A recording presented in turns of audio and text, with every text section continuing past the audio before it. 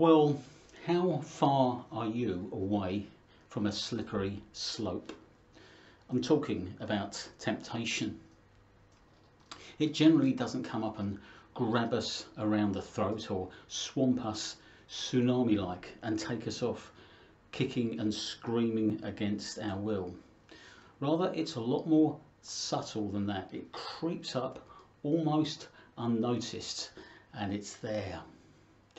There's an expression, isn't there, that someone might be as miserable as sin, but in many ways it's not like that, is it? Because the things that we regard perhaps as sinful are far from miserable. In fact, they're very attractive, be it sex, drugs and rock and roll, be it money, fame or power, be it gambling.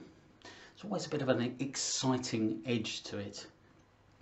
And there are two voices perhaps that we need to be aware of in such situations.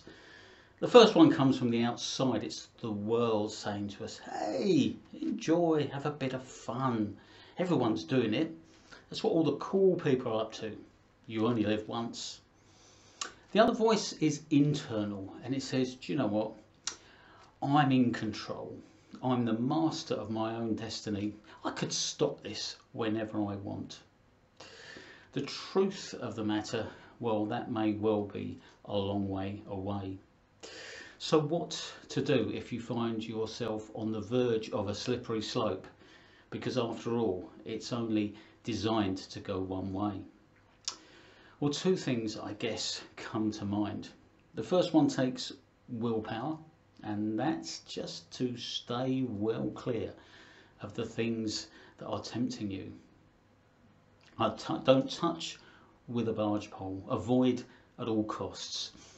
Yes, it will involve willpower.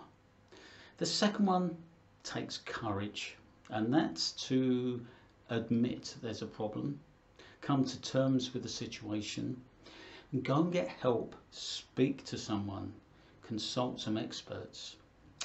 Neither of these two things are a sign of weakness. In fact, they are a sign of courage. Confession is very much good for the soul. So whether or not you are heading towards a slippery slope or finding yourself in a downwards direction, a couple of proverbs from the Old Testament just to give us some insight into how it is. The first one says, can one man walk on hot coals and have his feet not be scorched? And the other one talks about temptation, a seduction, and says, don't turn aside to her ways, do not stray into her paths, for many a victim she has laid low, and all her slain are like a mighty throng. Whether or not you're heading towards a slippery slope, you're on it, or don't even think it applies to you, I don't know what you reckon, but surely it's worth a thought. But for now, do take care, stay safe, and thank you for listening.